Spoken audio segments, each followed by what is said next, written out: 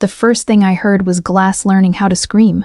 I had been standing barefoot on the studio ladder with a soldering iron in one hand, and my father's old sketchbook open on the table below when the front windows blew inward.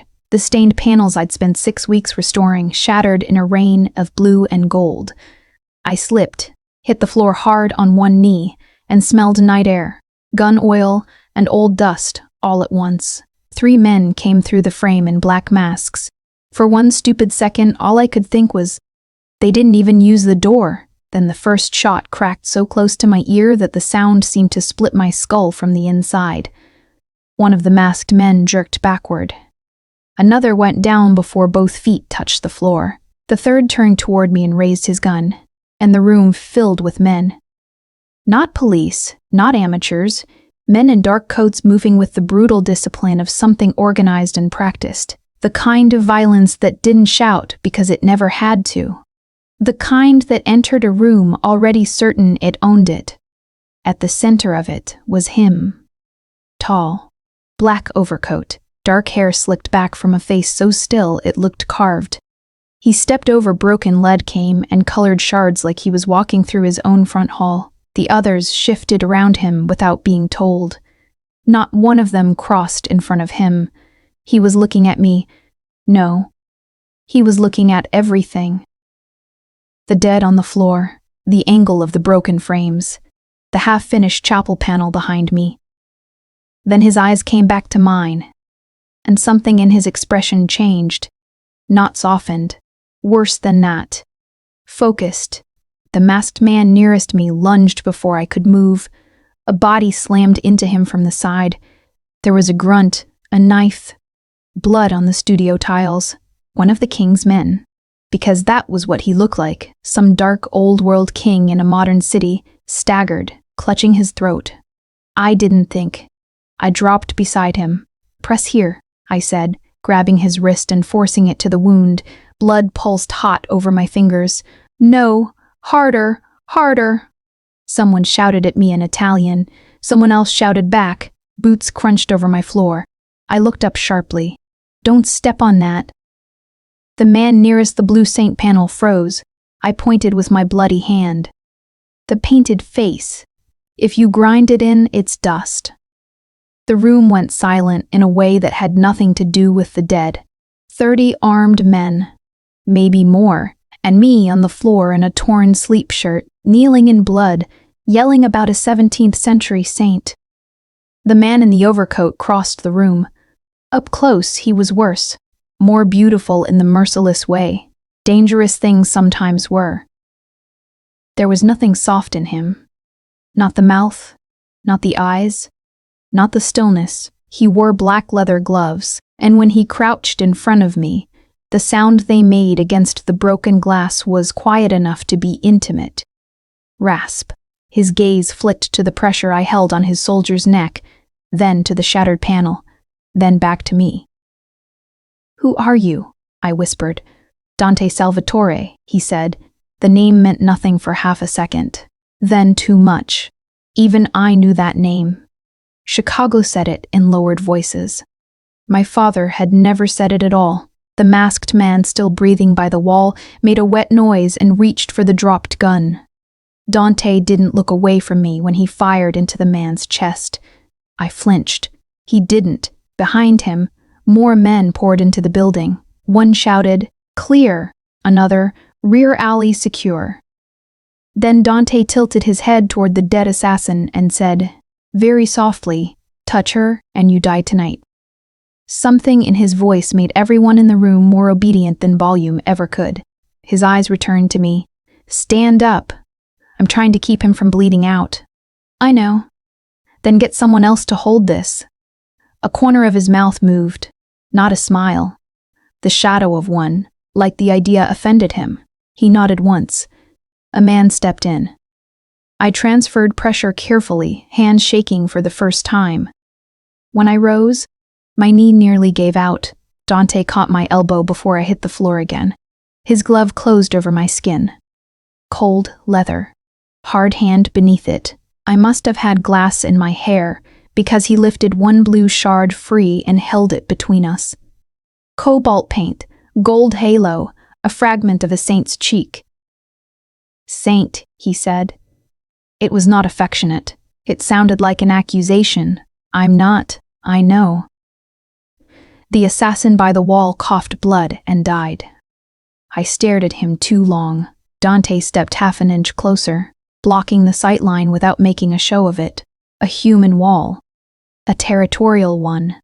Why are they here? I asked. His gaze drifted to the half-restored chapel panel on my workbench. That's what I'm going to find out. This is my studio. It was. The words hit harder than the gunfire had. I looked around, my father's sketches scattered. Colored shards glittering like ruined candy. The lead knife on the floor. The window opening onto black, November air. My life in pieces, and the most dangerous man in Chicago, standing in the middle of it like the answer had always belonged to him. I'm not going anywhere with you. Teo Bellini, though I wouldn't learn his name until later, made the sign of the cross behind Dante's shoulder as if I had already lost my mind. Dante's expression didn't change. You are, no. He bent, picked up my father's sketchbook, and flipped it once. The page that showed the San Michele Chapel rose window had been marked in a red hand I did not recognize. Find the missing panel. My breath stopped. Dante saw that too. You can refuse in a minute, he said, after I keep you alive. Sirens wailed somewhere too far away to matter. I should have run. I should have screamed. I should have done any normal thing at all. Instead, I said, if you move that panel, support the lead joints first. Something unreadable crossed his face. Then he gave an order in Italian, and half the room moved at once. 2 men wrapped the chapel panel in felt. One lifted the wounded soldier. Another spread a coat over the broken saint on the floor, not crushing it. Dante kept his hand on my elbow the whole time, not tight, not gentle, simply certain. When we reached the door, I twisted once to look back. My studio was open to the night. Everything I had been was still inside it. Dante leaned close enough that only I could hear him. Don't make me carry you, Saint. I believed he would. Outside, engines idled in a line down the alley, men with guns, black cars, the cold knife through my shirt. Dante took off his coat and put it over my shoulders without asking. It smelled like winter air, smoke, and something darker underneath. I climbed into the back seat because there were too many guns for courage to mean anything. Dante got in beside me. The doors shut. The lock clicked. And that was the sound of my old life ending. The house was not a house. It was a fortress disguised as taste. Marble floors, dark wood, oil paintings in gold frames, long hallways with carpets too thick to make sound. The kind of old-money architecture that pretended it had never heard a gunshot even when half the men inside were armed. By the time dawn bled gray into the high windows, I had been examined by a doctor, given clothes that were not mine, and installed in a bedroom large enough to fit my entire apartment, the door locked from the outside. That detail mattered more than the chandelier. I found out because I tried it twice. Testing it again won't make it democratic. I turned. A dark-haired man in a sharp suit leaned against the open sitting room archway with a tray in his hands and an expression of patient suffering. He was handsome in a different way than Dante, warmer around the face, easier to look at, which probably explained why God had compensated by making him dramatic. I don't remember ordering room service. I didn't bring it because you ordered it. I brought it because Maria threatened to feed me plain oatmeal if I let the boss's guests starve. He set the tray down. For the record, plain oatmeal is how medieval states punished traitors. What if I throw it at you? Then I'll deserve it, but please avoid the coffee. It's the only stable relationship in my life. In spite of everything, I almost laughed. Teo Bellini, he said with a small bow. Logistics, transport, occasional hostage reassurance. I'm not a hostage. His brows lifted. Excellent. Then none of us have to feel bad. The tray held espresso, toast, sliced pears, and eggs so soft they looked expensive. I stood by the window and looked out over the lake instead. Can I leave? That's a boss question. Then get me the boss. Believe me, if summoning him worked that way, I'd use it for my own purposes. preferably around dinner time. Maria made gnocchi last week and refused me a second plate because I said carbohydrates were a government conspiracy. I turned to spite myself. Is Maria your wife? He clutched his chest. Cruel, deeply cruel. Before I could ask more, another woman entered without knocking. Dark hair in a severe knot. White shirt rolled to the elbows, eyes that looked like they had already seen enough nonsense for one lifetime. Dr. Bianca Rizzo, she said. Sit. I didn't. She sighed like I was predictable, and checked the cut on my palm anyway. You need 3 stitches. I'm fine. You are in a locked room in a mob house after masked killers came through your windows. Fine is ambitious. Teo handed her the kit. I'll be outside in case anyone needs me to suffer publicly. When he left, Bianca cleaned my hand with brutal efficiency. Listen carefully, Elena. Men like Dante Salvatore don't collect women for amusement. That is not reassuring. It wasn't meant to be. She tied off the 3rd stitch. If he brought you here, there is a reason. Find out what it is before your fear starts inventing the wrong one. I swallowed. Is he going to kill me? Bianca finally looked at me properly. If Dante wanted you dead, you would not have had breakfast. That answer stayed with me until noon. They let me shower. They gave me cream trousers and a sweater soft enough to make me angry. My own clothes had been bagged somewhere for evidence or control or both. I kept pacing the sitting room until I wore a path and a rug worth more than my education. Around 1, the door opened again. Dante came in alone. The room changed around him. That was the simplest truth. Even silence seemed to stand straighter. He had traded the overcoat for a charcoal suit and the gloves for bare hands. That should have made him look less dangerous. It did the opposite. His hands were scarred across the knuckles and too steady. 1 silver ring on the right hand. No watch, as if time answered to him instead. You slept 2 hours, he said. I was busy being abducted. His eyes rested on my stitched palm. How does it feel? Like you had a doctor sew me up in a prison. He took that without reaction. Sit. No. The word landed between us. I expected anger. I got attention. Dante crossed the room, not fast, never fast. He stopped close enough that I could see 1 tiny cut at his jawline, probably from flying glass. I hated that I noticed it. I know what this looks like, he said. That makes one of us. Your apartment was hit because of something tied to your father's work. I went still. My father restored church windows. Your father restored messages into church windows, ledgers, routes, names. His voice stayed level. Men have already killed for less. I shook my head. No, you can keep saying that. It won't change last night. My father was not. He was protecting something. He's dead. A pause. Small. I know. That should not have sounded kind in his mouth. It did anyway, and that was more unsettling than if he had shouted. He died in a robbery. Dante said nothing. The silence did the work. Cold slid through my ribs. You know that's not true. I know someone wanted him quiet. I stepped back. He stepped forward. Not crowding. Closing a line. My father hated violence. He hid it inside beauty. Dante's gaze flicked to my hands.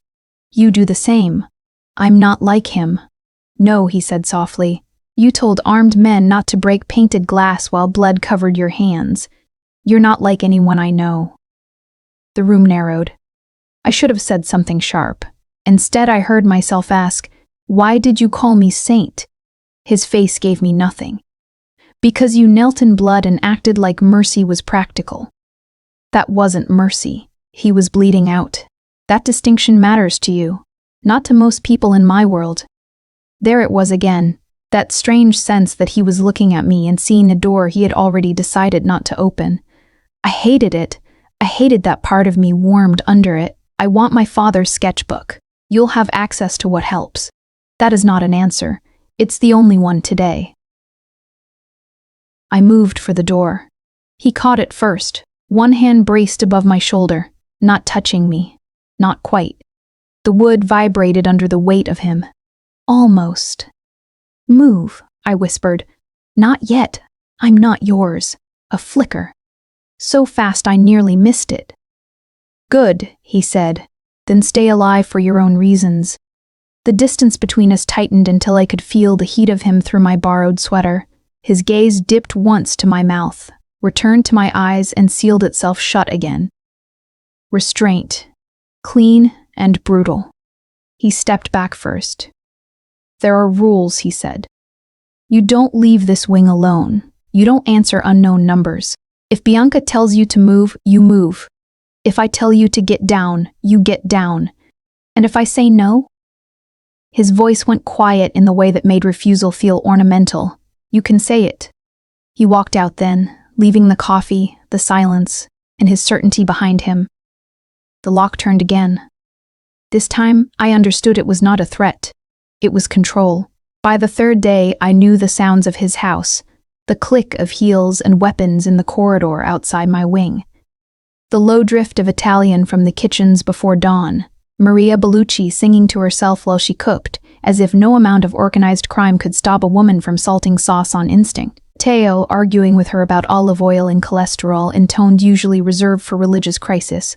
I also knew that Dante never came to me by accident. So when Bianca arrived after breakfast and said, "Get dressed. He wants your eyes on something," my pulse misbehaved so badly I was angry at it. They drove me to San Michele in 2 black SUVs. I had not been there since I was 12. The chapel stood wedged between newer brick buildings on a quiet street that smelled like rain and exhaust. From the outside it looked neglected but dignified. From the inside, it looked like my childhood and someone else's wound. Dust floated in beams of winter light. Old candles. Faded saints. The great rose window above the altar stood boarded from behind in sections, half restored, the painted blue archangel incomplete. My father's last commission. I went still beneath it. He never finished, I said. He was interrupted, Dante answered. We were alone inside except for Nico Ferrante near the door. Young, broad-shouldered, watchful without being hard. He gave me a quick, almost shy nod, like he understood being out of place. I liked him immediately for that, and distrusted myself for liking anyone here. I walked toward the altar. What do you think is hidden in it? Proof, Dante said. Enough to start a war or end one, that narrows nothing. He watched me study the lead lines. Can you find it? The question should have insulted me. Instead, it steadied me. Work always did. Yes, I said. If your men don't breathe on it like idiots. From the back, Teo muttered, at last, a woman who speaks to me in my native language. Maria had apparently packed him lunch because he held a paper sack and the resigned look of a man under domestic attack. I climbed the scaffold carefully and laid my hands on the old lead cane. Cold. Brittle in places. My father's soldering marks along the lower seams. I traced the blue saint's broken wing and found the inconsistency almost at once. 3 lines too straight to be original, hidden under repainted shadow. He altered the support pattern, I said. Dante moved closer below me. Meaning? Meaning my father only lied when he was frightened. That came out before I could stop it. Silence held for a beat. Then I set to work. I explained because explaining kept my hands from shaking. Glass ages with tension. Lead relaxes. If you know where to look, repairs tell the truth people don't. I pried gently, lifted, breezed through the risk. He nested a second seam under the decorative border. You learned from him? Nico asked. I learned because of him, I said. That was truer. When I eased a narrow strip free, folded paper slid out from inside the lead channel and drifted into my palm. No one spoke. I opened it. A list of dates, delivery routes, initials, and one name written in full in my father's hand. El Salvatore. I looked down too fast. Dante had gone completely still. Who is that? I asked. His jaw locked once. My father. The air changed. I saw it then. Not just wealth, guns, fear, history. something old and rotten under the chapel dust. My father knew your father? Yes. How? Another pause. Not today. That is not your decision. It is, he said, and there was nothing loud in it. Nothing humanly negotiable. I hated that my body understood his authority before my mind accepted it. I slid down the ladder too fast.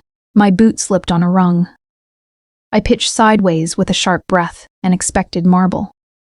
Dante caught me at the waist, one hand at my back, one on my hip, bare skin at my ankle where my trouser hem had lifted, heat everywhere his hands were, and a terrifying awareness of how easy it would be not to move. Almost. My palms flattened against his chest on instinct, solid, warm, heartbeat steady under tailored wool. We stayed like that 1 second too long. Then Nico cleared his throat by the door with the politeness of a man trying not to witness something above his pay grade. I stepped back. Thank you. Dante dropped his hands immediately. Careful, Saint. There was the nickname again. Colder than concern. Not cold enough. I folded the paper shut. If my father hid this, there's more. There is, Dante said. Roots point to a second ledger. Where? That's what they were trying to get from you. Teal lifted his lunch bag. Can we find it before my blood sugar turns this mission into a hate crime? No one answered him. I stared up at the shattered blue section. I suddenly remembered being 6 years old, standing beside my father while he repaired another chapel in winter. He had put my little palm over a crack and told me, "Listen, broken glass tells you how afraid it is." I was here once, I said without thinking. My father brought me. I remember because there was a blue saint and a boy crying behind the candles.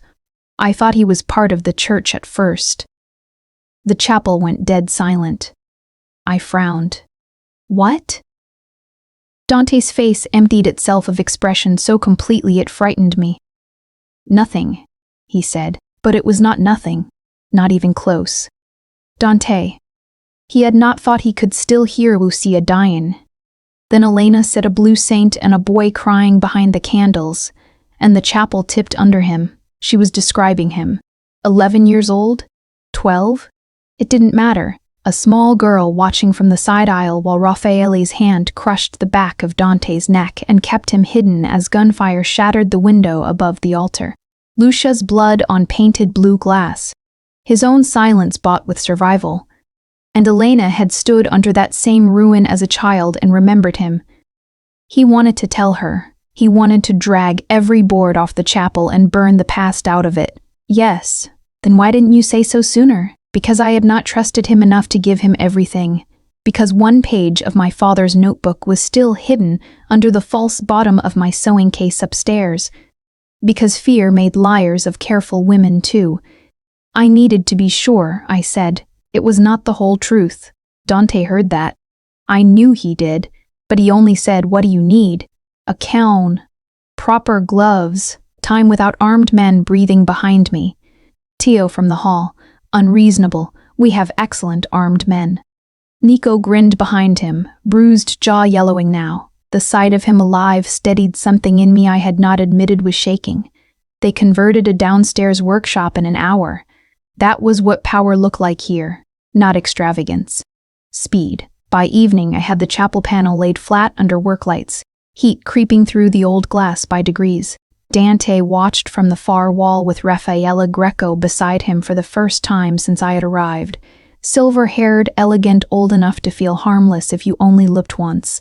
But the men around him deferred almost as instinctively as they did to Dante. That told me enough. Elena Conti, he said warmly. Your father was a genius. The skin between my shoulders went tight. You knew him? Years ago. He was a patriot to beauty. I didn't know what that meant, and I disliked him on sight for making it sound like a compliment. As the glass heated, a hidden line began to appear inside the blue saint's robe. Then another. Then words, faint as breath. Trust no blood that chooses a tones. A throne. The room chilled. Dante took one step forward. Raffaele did not move. I stared at the message. My father wrote this for you. Or for you, Bianca said quietly. Nico crossed himself under his breath. Teo whispered, I officially miss boring crimes.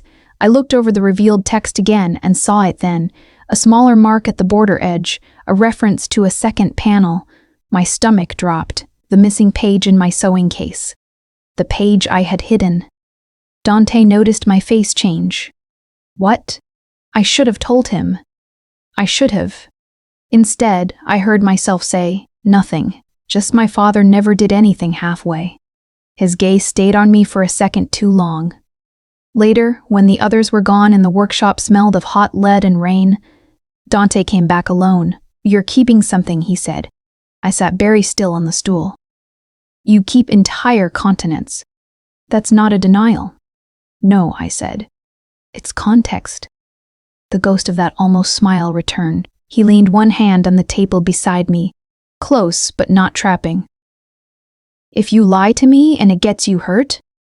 You'll what? His face changed then. Not anger, fear, buried so deep it came out sounding like control. I'll be too late. The honesty of it hit me low. I looked down at my hands. I don't know if I trust you. That's sensible. But I don't think I'm afraid of you. That silence mattered more. Be careful with that, he said. Why? His gaze dropped to my mouth and held. Because I am. He stepped back before either of us could do something irreversible. By midnight, I had decided to tell him about the missing page. At 1 a.m, Nico found a dead guard at the rear gate and the house went into lockdown. At 2, Dante was gone hunting the leak, and my hidden page was still upstairs waiting to ruin everything. The party was obscene. Not because it was lavish, though it was. A charity gala in a hotel ballroom with cut crystal chandeliers, strings playing Vivaldi, diamonds lighting throats across the room while men with blood on their histories discussed art acquisition and school endowments. It was obscene because half the room knew a war had already started and everyone came dressed anyway. Dante made me wear silver. Not by command. By placing the dress box on the bed and saying, armor. I hated how much I understood him. Bianca pinned my hair. Maria cried a little and blamed the onions. Teo adjusted his tuxedo with the expression of a man heading to a state execution.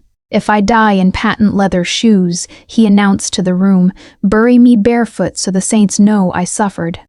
Maria fixed his tie with suspicious tenderness. He went quiet for the rest of the minute, which told me more about his heart than any speech could have. Dante met me at the bottom of the staircase.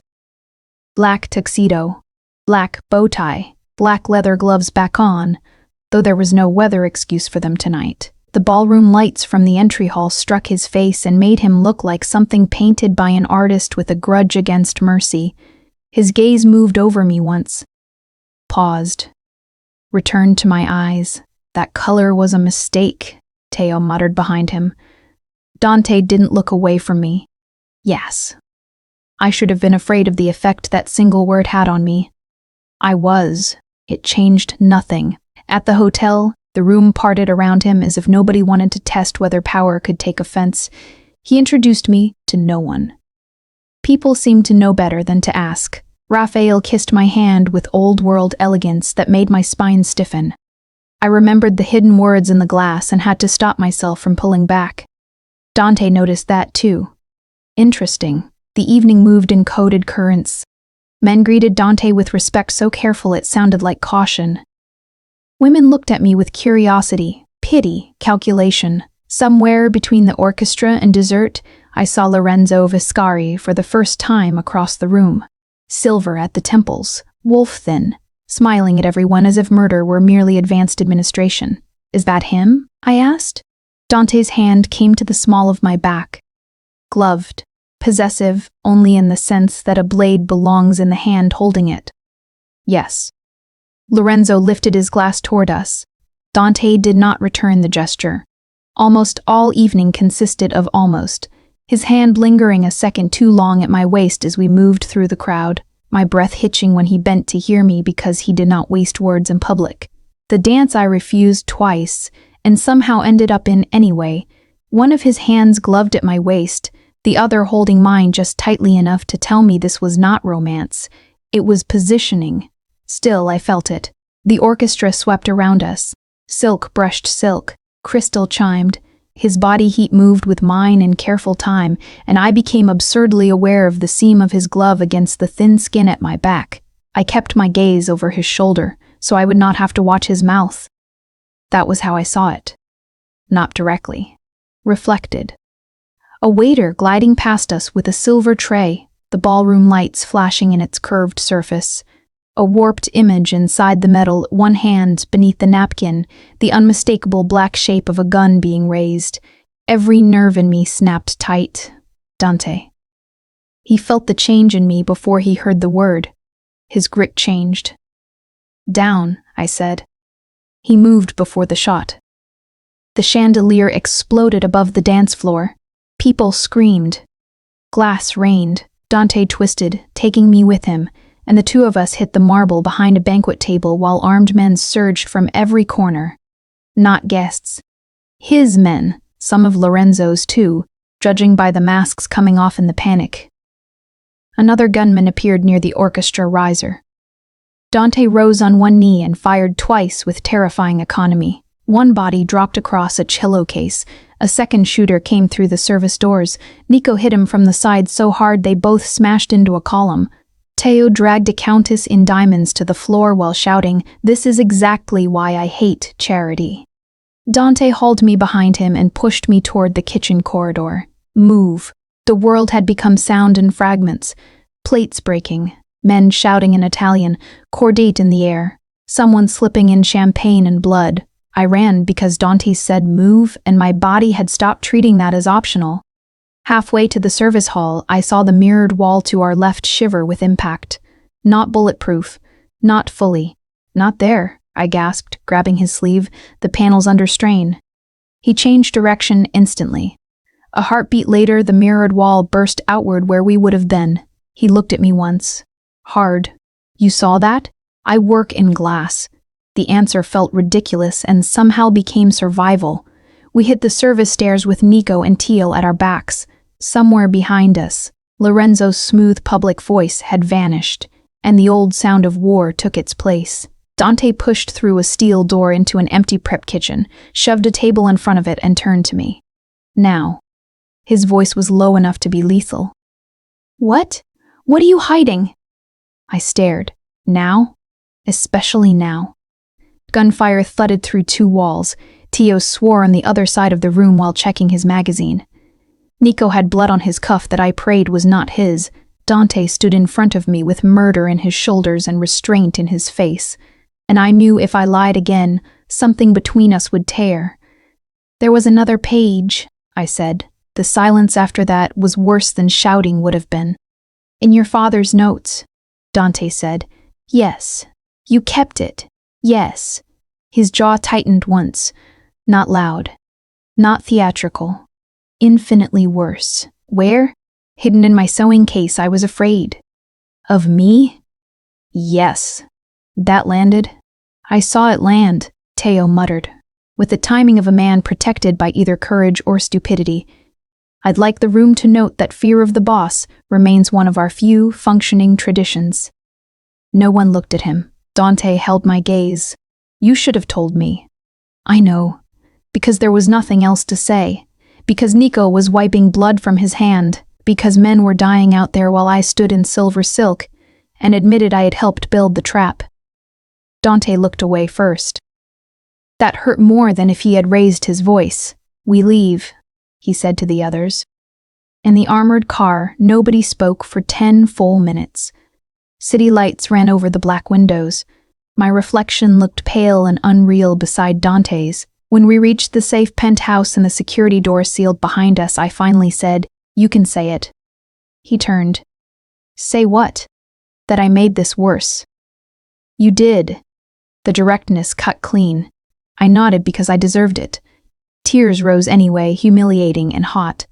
My father spent his whole life teaching me how to hold broken things without crushing them. I thought if I gave you everything, it would all become yours, and I wouldn't know what was left of mine. Dante went still. I wiped at my face angrily. I know how childish that sounds. It doesn't. I laughed once, brokenly. You do not get to be kind right now. I'm not being kind. He stepped closer, slow enough that I could have moved. I didn't. His hand rose, stopped at my cheek, then settled at the side of my throat instead. Not possessive. Measuring, as if he needed the proof of my pulse. The first night, he said, voice rougher than I had ever heard it, men were breaking into your home. One of mine was bleeding out, and you were on your knees in glass telling armed men not to crush a painted saint because the crack would turn to dust. My breath caught. Dante's eyes held mine. That was the moment. I knew what he meant before he said it. It should have frightened me, he said. Instead, I couldn't stop looking at you. Everything inside me went very quiet. I did not say I want you. I could not have, not honestly, not in one clean, brave sentence. What came out cost more. If you kiss me now, I whispered, I think I'll be more afraid of staying than of you. His composure cracked by a fraction. Then he kissed me. Not hard. Not claiming. His mouth touched mine like something he had denied himself for too long to rush now. I made a small sound. I didn't mean to make. His hand tightened once at my throat, then gentled, thumb resting under my jaw while the world narrowed to breath and restraint and the terrible ache of finally not stopping. When he pulled back, his forehead touched mine. Saint, he said. It was warmer now. God help me, it was warmer. A phone rang across the room. Nico answered. Listened. Went white. Boss, he said. The West compound's burning, and Raffaele is gone. Dante lifted his head. War had arrived. By morning, the city belonged to smoke. Not literally. Chicago still went to work. Trains still ran. Men still bought coffee and complained about weather and never guessed which buildings had new snipers on the roofs. But in Dante's world, the map had gone red overnight. 2 compounds burned. 1 accountant disappeared. Lorenzo's body had been found in the river with both hands missing, which meant somebody wanted us to understand he had stopped being useful. Raffaele Greco had not vanished. He had surfaced. Dante said it only once, in the war room with the screens on and the curtains drawn. He's not running. He's rearranging the board. Nobody answered. Not Bianca. Not Teo. Not the captains lined in silence along the wall.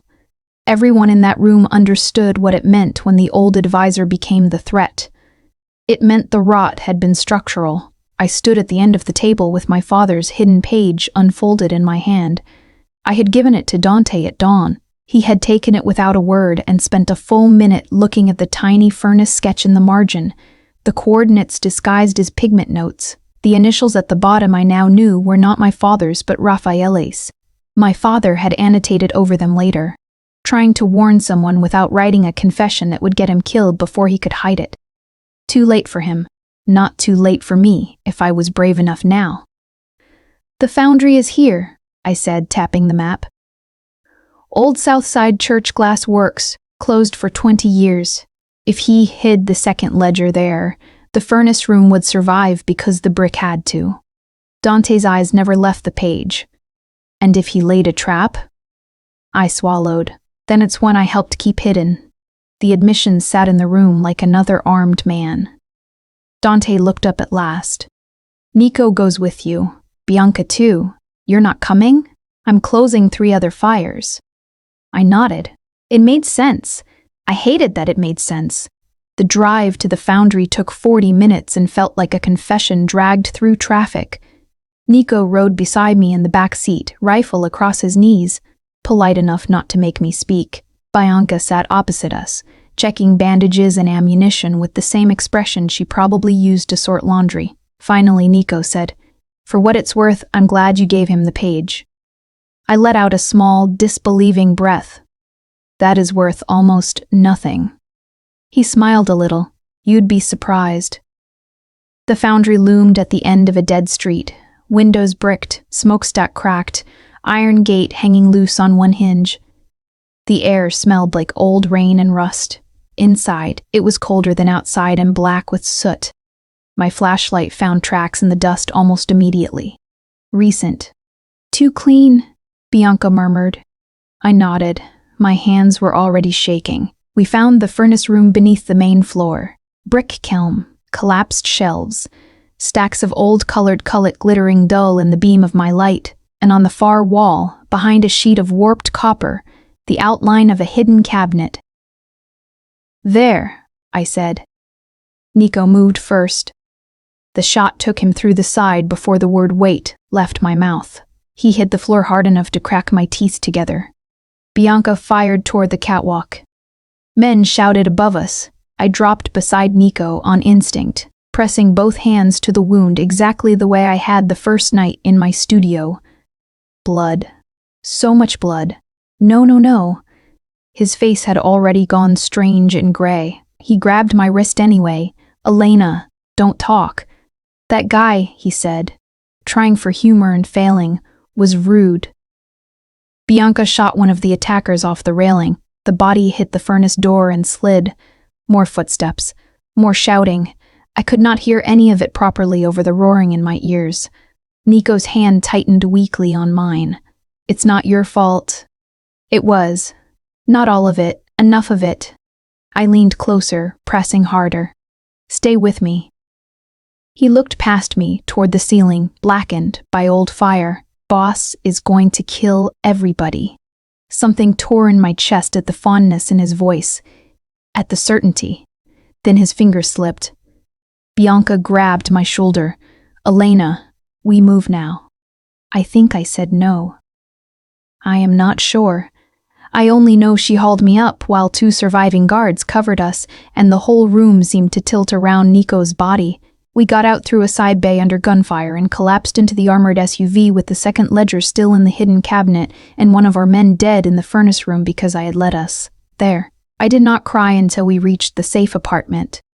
Dante came in 20 minutes later with soot on his collar and murder in his face. One look at me told him enough. Once could Bianca finish the rest. Nico? He said. Bianca shook her head. The room lost oxygen. Dante stood perfectly still. Then he turned to the wall and put his fist through the plaster, so hard the studs behind it cracked. It was the first wild thing I had ever seen him do. The violence of it shocked me less than the grief. I could not stay in the room with it.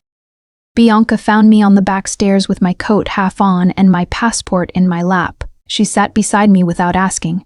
Where will you go? She said. Florence? The word came out like something remembered from another life. I was accepted to the Restoration Institute 6 months ago. I never answered. Bianca nodded as if she had suspected there was a door like that somewhere in me. I can get you to the airport in an hour. I looked down at the passport. If I stay, people die. If you leave, Bianca said quietly, people will still die. The question is what you can live with. That was the cruelty of it. Both choices had blood in them. At the airport gate, nobody stopped me. Dante had not ordered it. Not once.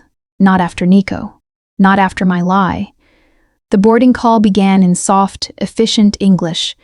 I could have walked onto the plane, to light and stone, and the life where broken things were only glass.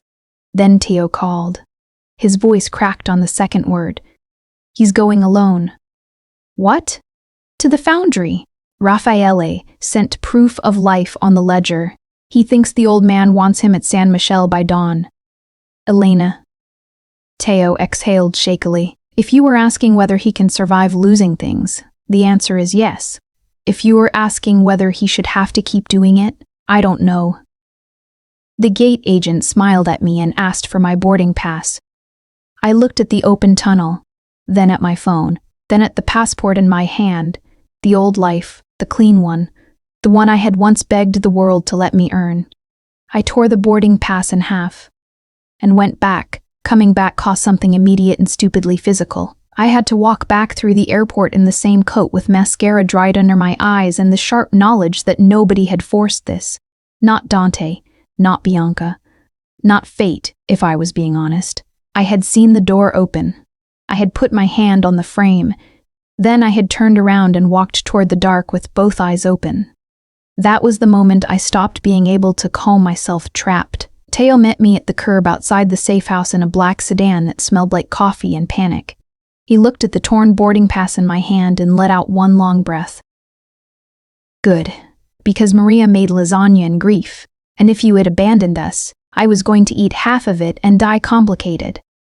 I laughed once, helplessly, and then hated myself for laughing on the day Nico died. Teo saw that too. Listen, he said, turning serious with a speed that made me love him a little. You are allowed to be sad and ridiculous in the same hour. That is, unfortunately, how being alive works. The safe house was too quiet. Men moved in it like they were speaking to a church. Maria cried over Nico in the kitchen because she had once packed him extra breadsticks when he thought nobody noticed. Bianca pressed a folded bundle into my hands without preamble. What is this? Body armor, she said. You've made your choice. Dress like it. Dante was gone. Not to San Michele as Teo had feared. Worse, Raffaele had sent a second message while I was at the airport, a photograph of the hidden ledger cabinet, open and empty, and one line in his elegant handwriting, "She comes or the truth burns with you." The ledger is already gone, I said. Bianca nodded, which means this was never about the ledger. It was about me. Not because I mattered politically, because I mattered to Dante. The thought should have thrilled me. It made me cold. We did not tell Dante I had come back. That was Teo's decision, made with surprising steel. If the boss knows, he'll lock you in a room. I respect romance, but we are past the phase where anyone gets to make emotional choices for tactical reasons. Did you say that to his face? I asked. Absolutely not. I enjoy my teas. The message from Raffaele named the meeting place after all.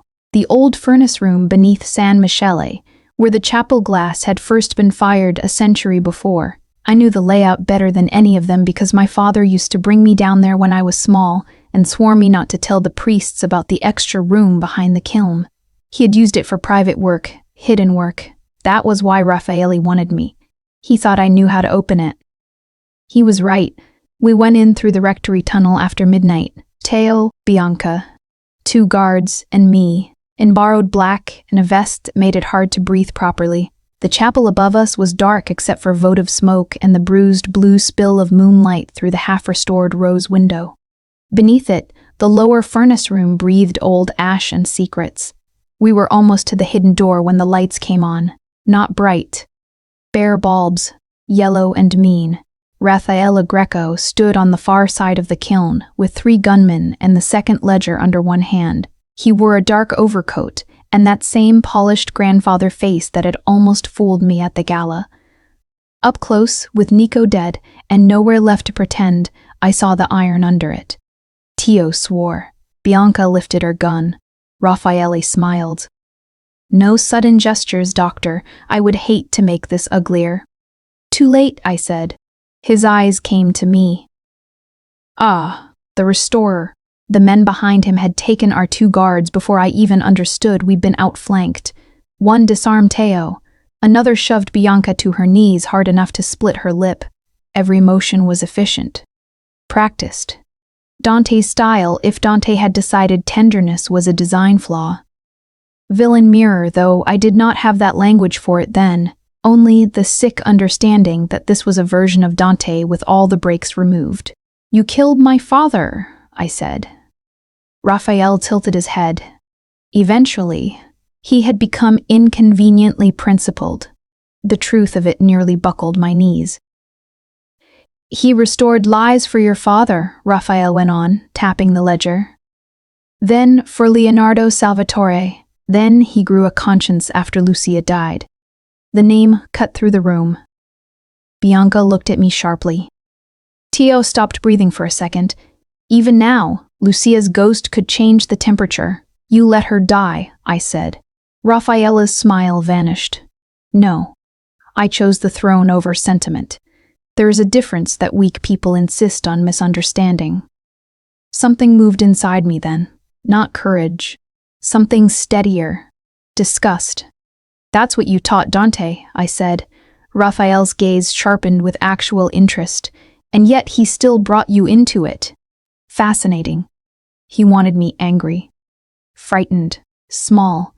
Instead, I looked at the hidden seam in the brick behind him and knew my father had left me one last skill shaped like survival. "Why am I here?" I asked. "To open the room." He lifted the ledger. "Your father concealed the original confession behind a fused panel. I could break it, of course, but some secrets deserve elegance." Teo muttered.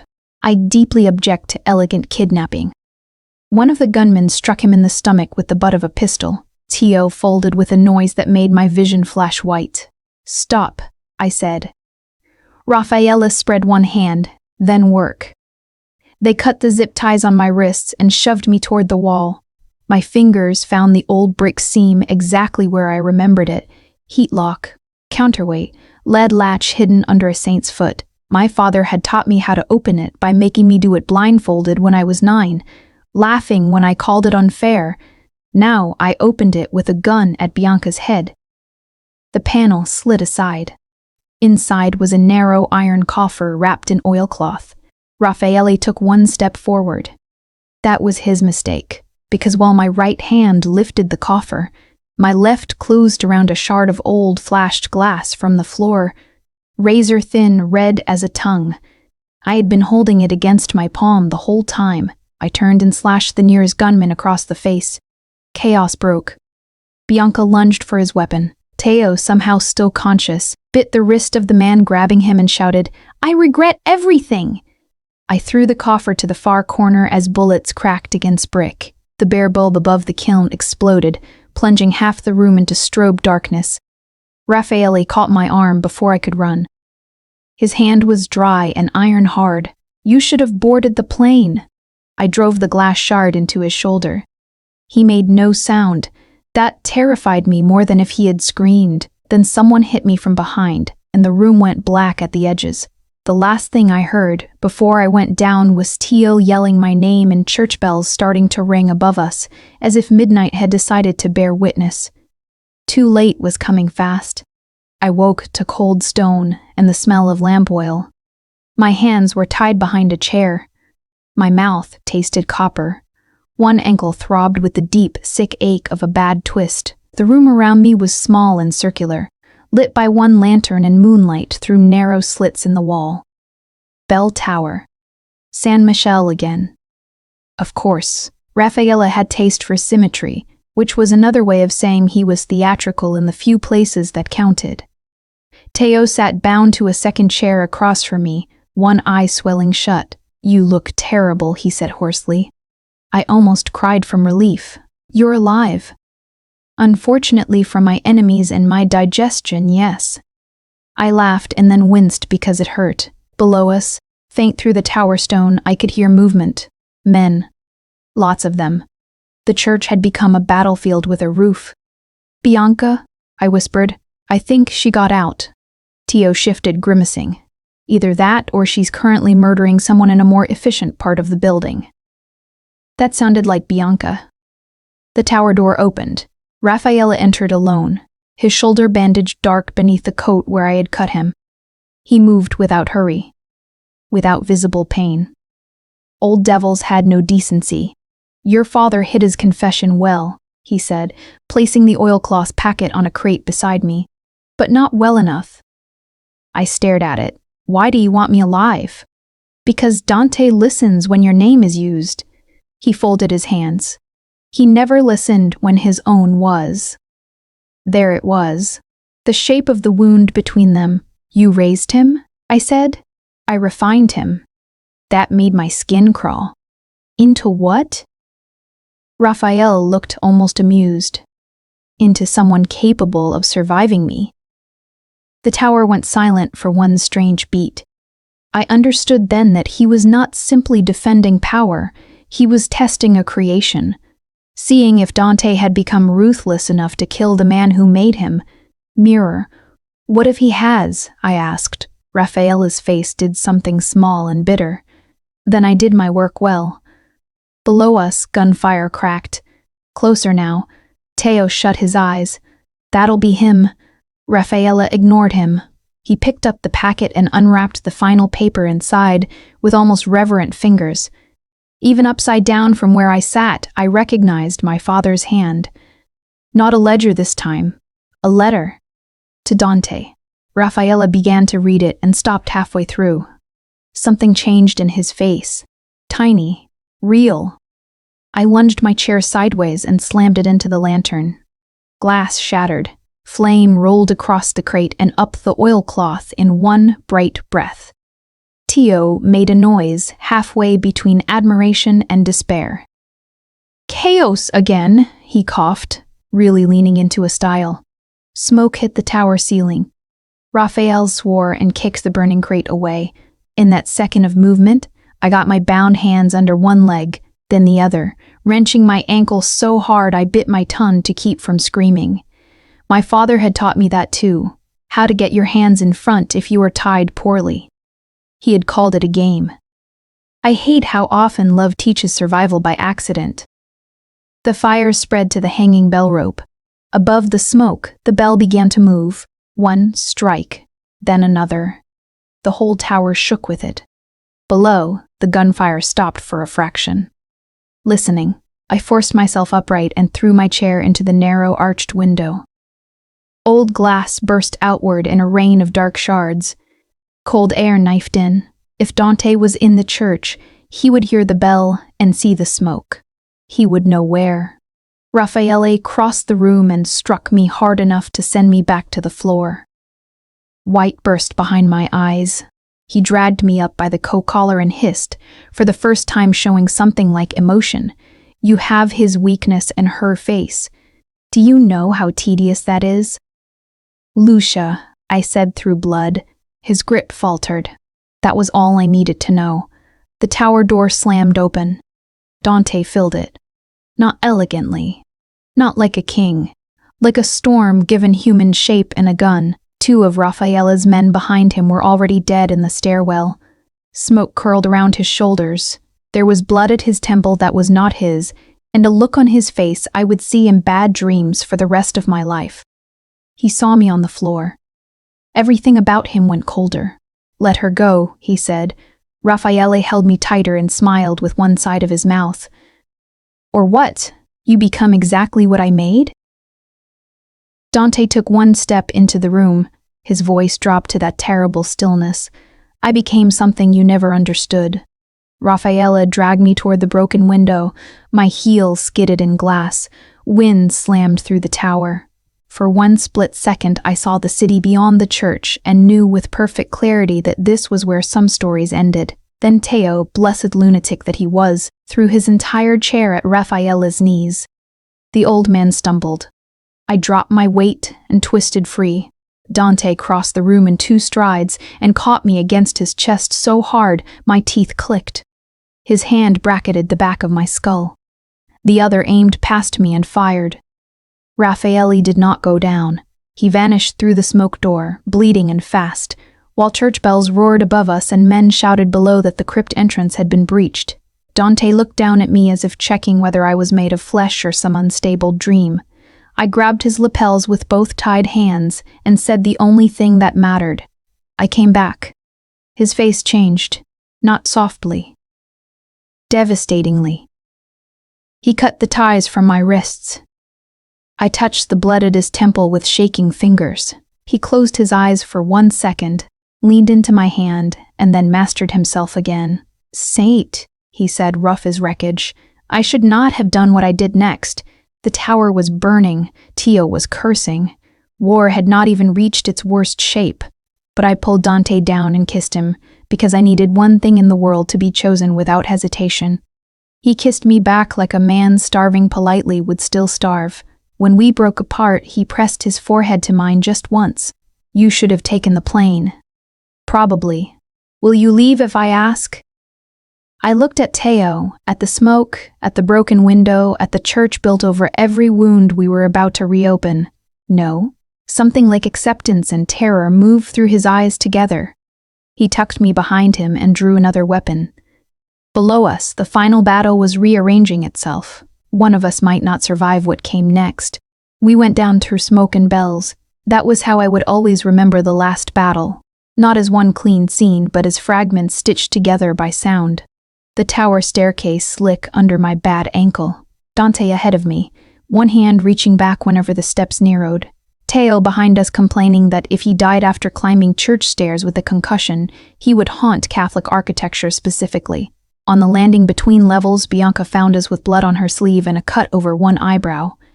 She looked at me once, at Dante once, and said, "You're both idiots." "Alive idiots," Teo offered, narrowly. In the nave below, men were fighting between pews and pillars while moonlight poured through the damaged rose window in fractured blue. Lorenzo's remaining crew had linked with Raffaelli's loyalists. Salvatore men were pushing back from the side aisles.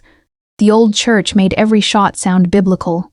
Dante began issuing orders in clipped Italian, placing bodies the way better men place chess pieces. I understood then what made him terrifying to his enemies. Not rage, clarity, the ability to become exact at the edge of loss.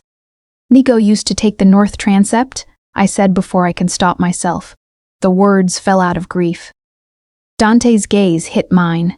For one silent beat, all the dead came between us. Then he nodded once and shifted two men there instead. That was mourning in his language. Adjustment.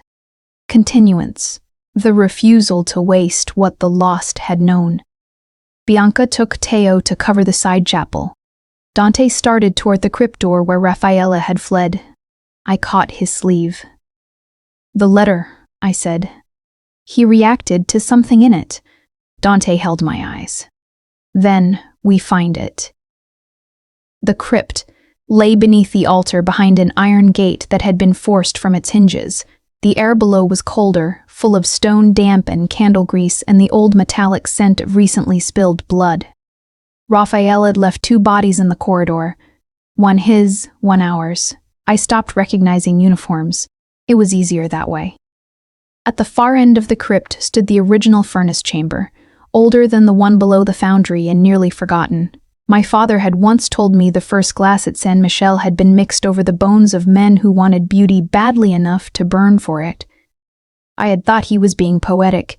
He had been literal. The chamber held old molds, a dead furnace, and one unfinished panel leaning against the wall under canvas. When I pulled the cloth away, the breath left me. Lucia. Not a portrait, exactly. A study. A girl with dark eyes and solemn mouth painted into a field of blue, one hand lifted as if blessing the viewer. My father must have restored it after her death and hidden it when the church became dangerous ground. In the lower corner, fused into the border, was the final confession in lead script lettering. Leonardo chost peace. Raphael chost the twer. Lucia died because truth was slower than embracen. Dante went motionless beside me. Then Raffaele stepped from the shadows with a gun in one hand and my father's letter in the other. "You always did arrive just late enough to hurt," he said. Dante moved slightly in front of me. "It's over." Raffaele smiled without warmth. "No. This is the only honest part." He tossed the letter at Dante's feet. Dante did not look down. Neither did I. His whole focus stayed on the old man, on the man who had shaped him out of ruin and called it refinement. "You told my father peace would get us all buried," Dante said. "It would have. You let my sister die." Raffaella's face hardened into something close to contempt. "I let sentiment die. Your father would have handed Chicago to carrion dressed as businessmen. I made you capable." There was the mirror in plain sight, the version of Dante stripped of every limit love had ever tried to place on him. "And now?" Dante asked. "Now I find out if you're still mine." It happened too fast for thought after that. Raffaele fired. Dante shoved me sideways. The bullet tore through his shoulder instead of my ribs. I hit the stone wall hard, pain flashing up my ankle. Dante kept moving as if blood were an administrative inconvenience. He fired once. Raffaella disappeared behind the Lucia panel. The shot that came back shattered the painted hand from the glass. "No," I heard myself cry. And that, absurdly, gave me the answer. Glass. Weight. Support. The Lucia panel was freestanding on an iron cradle over the old furnace pit. A decorative chain still held the release winch for lowering large works into place. My father had shown me how the mechanism worked when I was 11. Never stand on the unsupported side, he had said. Beauty falls hardest when it's unbalanced. I grabbed the chain and yanked. The cradle lurched. Raffaella turned toward the sound exactly as the panel swung. Not enough to crush him. Enough to change his footing on the blood-slick stone. He went down to one knee. Dante crossed the room and kicked the gun from his hand so hard it disappeared into the furnace pit. For the first time in all the months I had known him, Raphael looked old. Dante stood over him, breathing hard, blood running into his cuff. The crypt around us seemed to hold itself still. This was the cost. Not the kill. The choosing. You can walk away from this, I whispered, though I did not know if I meant him or myself. Raphael laughed once. There. Even now. She still wants to save the thing that breaks her. Dante did not look at me. His eyes stayed on the man at his feet. When she knelt in glass, he said quietly, she tried to save what was breaking and what was bleeding at the same time. Raffaella's mouth thinned. Weakness. No, Dante said. It was the softest word in the room. Then he pulled the trigger. The sound did not echo. It ended. For a long second, nobody moved. Then, Dante lowered the gun and looked at the Lucia panel with its shattered painted hand. At the confession. At the old lie finally dead in the same room where it had been born. I picked up the letter from the floor. My father's hand. Brief. Unsteady. Dante. Your father was trying to take you and Lucia out before dawn. Raffaella learned it first. I helped hide the proof because I thought surviving was the same as doing right. I was wrong. If this reaches you, choose something other than what chose you. Paolo Conti. My vision blurred. Above us, the gunfire thinned, then stopped. Dante took the letter from my hand with his uninjured one. His face gave nothing away, but something in him had gone quieter than before. Like a room after heavy furniture has been carried out, and the floor still remembers the weight. Bianca's voice echoed from the stairs. Dante. He looked up. It's done, she called. He closed his eyes once. Opened them. Met mine. It is over. War did not end dramatically. It ended in paperwork, funerals, closed accounts, and the strange embarrassment of sunlight arriving on schedule after men had spent the night deciding who would never see it again. Raffaele was dead. Lorenzo's surviving captains had bent or fled. The judges who needed feeding were fed different stories. The newspapers printed lies with clean fonts. Chicago returned to pretending. Inside our smaller world, pretending was less useful. Nico was buried on a wet Thursday under a gray sky that threatened snow and never committed. His mother wore black gloves and thanked Dante for coming, as if grief had not already taken enough from her that manners should have been exempt. Maria cried openly. Teo did not, which was somehow worse. He stood with his hands jammed in his coat pockets and stared at the grave like it had personally offended him. After, when people began to disperse, I found him by the low stone wall with a paper cup of terrible cemetery coffee. You should tell her, I said. He blinked. Tell who what? Maria. Before one of you dies of irony.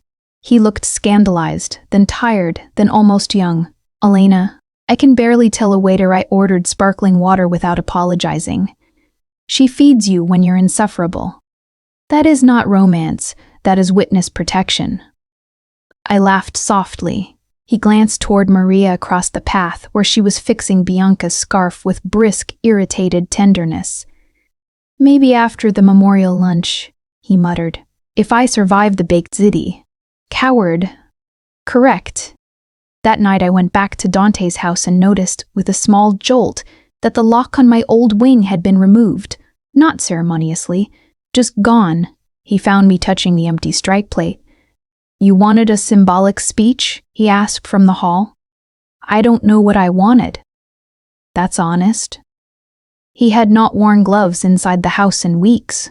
The shoulder wound was healing. The line between his brows had not. There was a new quiet in him since the crypt. Not softer, exactly, but less defended in the moments he forgot to arrange his face. "I got an email from Florence," I said. His body went still in that careful way I understood now. "And?" "I declined it." He looked at me for a long second. "Do you want me to tell you that was a mistake?" "No." "Good. Because if it was one, I'm selfish enough not to help. The answer should not have comforted me." It did. I followed him down to the kitchen, where the house was finally beginning to resemble something other than a command center. Maria had left sauce cooling on the stove. Bianca sat at the island with a medical journal and a glass of wine. Tio arrived 20 minutes later wearing an expression so dazed we all looked up. Maria came in behind him, wiped her hands on a towel and said to no one in particular, "He talks too much when he kisses." Bianca choked on her wine. I laughed so hard I had to sit down. Teo pressed both palms to the counter as if prayer might still help him. Dante looked at him once and said, perfectly straight, "Congratulations." It was the closest thing to open affection Teo had probably ever received from him. Teo stared like a peasant unexpectedly knighted. Warmth moved through the room in spite of everything. Maybe because of everything. Later, long after the others had gone, I found Dante in the workshop we had made from an unused sunroom. My lamp from Chapter 5 stood lit on the table. Beside it lay the repaired fragment of Lucia's panel, the painted hand I had promised myself I would restore when I could do it without shaking. "You keep coming in here when you can't sleep," I said. He didn't deny it. "You make dead things look less final." I leaned against the table. "That is an alarming thing to say to a woman." His gaze dropped to my hands. "It's true." For a minute there was only the little hum of the lamp and the cold glass waiting under cloth. Then Dante reached into his pocket and set a small ring box on the work table between us. I looked at it. Looked at him. "That is an unfair object." "Yes." "You don't believe in fairy tales." "No."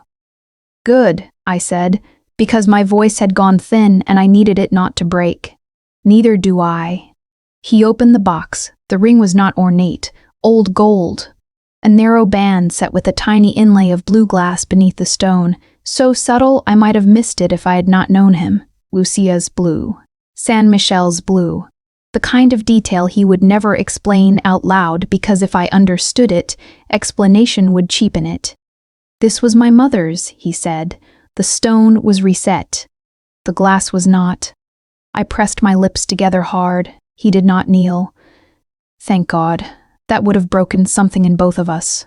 Instead, he stood very still and told me the truth in the only form he respected. "I can offer you a house that will never be simple. My name will always mean things before you enter a room. There will be nights when I come home late and you hate what that tells you about the world. I still keep standing. But there will not be locked doors between us. There will not be lies where I can choose otherwise." He paused. "Stay anyway." No speech could have reached me the way those two words did. My eyes burned. That was almost romantic. His mouth changed at the edge. "Don't spread it around." I held out my hand. When he slid the ring onto my finger, his touch was careful enough to undo me. "Saint," he said. "Nothing cold lived in it now." I rose on my toes and kissed him first, only because he had already asked with everything that mattered. When we broke apart, the workshop smelled faintly of solder, winter, and home. I said yes. 9 months later, the most radical thing in my life was a Tuesday. Not because it was safe. Dante's world had not turned innocent because I loved him in it. Men still lowered their voices when he entered rooms. Bianca still kept trauma kits in places decent households kept board games. There were nights when he came in after midnight smelling like cold air and the outside dark, and some old animal part of me counted his fingers before I let myself breathe normally. But ordinary had arrived anyway. It lived in the details. In the rebuilt kitchen at the lake house where Maria now bossed Teo with the authority of a crowned saint, and he accepted it like a man who had finally mistaken surrender for luck. In Bianca stealing basil from the windowsill and denying it with medical professionalism. In the fact that half the city thought I had married money, and none of them understood. I had really married restraint. San Michel reopened in spring, not as a monument to what happened there, as a church again. as a place where old women lit candles and children whispered too loudly and afternoon light moved through restored blue glass. I had finished with my own hands. Lucia's panel hung in the side chapel now, the repaired painted hand lifted in blessing over whoever came in tired enough to need the gesture. Dante still did not stand under it for long. Some griefs stay shaped like doorways. You learn the house around them.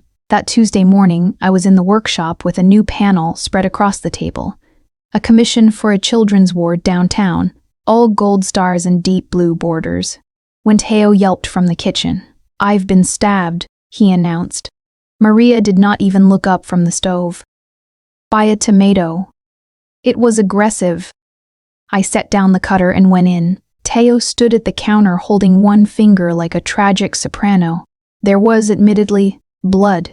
Not much. Enough to offend him. "Sit," I said. "I am being punished for loving fresh produce. You are being punished for chopping like a prince." He sat. I wrapped his finger in a dish towel and pressed. Dante came in from the terrace at the same moment. Black gloves in one hand, phone in the other, some last shard of business still clinging to his expression. His gaze took in the scene in a single pass. Teo, bleeding dramatically. Me holding pressure on the wound. A cobalt shard from the children's panel glittering on the kitchen floor where it had slipped from my work tray. And before I even spoke, Dante shifted his step around the glass. Careful, not crushing it. The motion was so small nobody else would have noticed. I did. So did he. My throat tightened without permission. "Don't move that piece," I said softly. Teo naturally said, "If this is about art at a time like this, I want history to remember I died ignored." "No one is dying," Bianca called from the next room. Maria slid a bandage box toward me across the counter. "Except maybe him, if he keeps bleeding on my tiles." I smiled in spite of myself and lifted the towel. "It's shallow. Hold still." Teo blinked at me. "That is exactly what you said the night we met, except then everyone had guns and my suit was nicer." The room went quiet by 1 degree. Not bad. Not haunted. Simply aware. I looked up. Dante was watching me with that same impossible focus he had worn in my studio the first night, except now I knew what lived under it. Not possession. Recognition, the wound and the answer meeting each other again. He crossed the kitchen slowly, set his phone aside, and crouched to pick up the cobalt shard. The rasp of black leather over broken glass sounded small and familiar and no longer frightening. Rasp. Chapter 1 lived inside the noise for 1 heartbeat. Blood on my studio floor. A wounded man, Dante in the wreckage, calling me saint like the word had teeth. Now his gloved hand held the blue piece as if it were fragile for reasons other than value. He stood and laid it carefully beside my tools. When he looked at me, the whole room seemed to recede. "That still does it," he said. I knew what he meant. I knew because his voice had gone low in the same place it had the night he admitted it. The place where truth cost him something. "What?" I asked, though my eyes were already burning. He glanced at the bandage in my hands, then at the shard, then back to me. "You trying to save what's bleeding and what's breakable at the same time?" For a second, nobody in the kitchen moved. Not Maria, not Teo with his absurdly swaddled finger, not Bianca in the doorway pretending not to listen. Love can make an audience out of anyone. I swallowed. "That sounds inefficient." "It is," Dante said. "Then why do you look at me like that?" His mouth changed. Older grief and newer peace crossed there together. "Because," he said quietly, "it costs me the part of me that ever believed those were separate things." No one made a joke. Not even Teo. I finished taping his finger and kissed the bandage just to make Maria snort. Teo clutched his heart and declared me the only woman who had ever truly understood him, which earned him a wooden spoon to the shoulder. The house filled with noise again. Warm, ordinary, impossible noise. Dante took off one glove, then the other, and came to stand behind me at the work table. He rested his hands lightly at my waist while I lined the blue shard back into the star border. Through the workshop windows, lake light moved over the glass in pale bands. Somewhere in the front hall, a courier rang the bell and one of the guards went to answer. Life. Untidy and ongoing. I leaned back into him. Saint, he murmured into my hair. The nickname held none of its old coldness now. Only history. Only us. And still, sometimes, usually in the deepest part of night, I wondered whether love changed a violent man or simply taught the people around him how to survive the shape of his tenderness. I had chosen him with open eyes. I would choose him again. But some questions do not become less true because they stop being urgent. So tell me this, if loving Dante meant living beside what he had done and what he might still have to do, would you have chosen him anyway?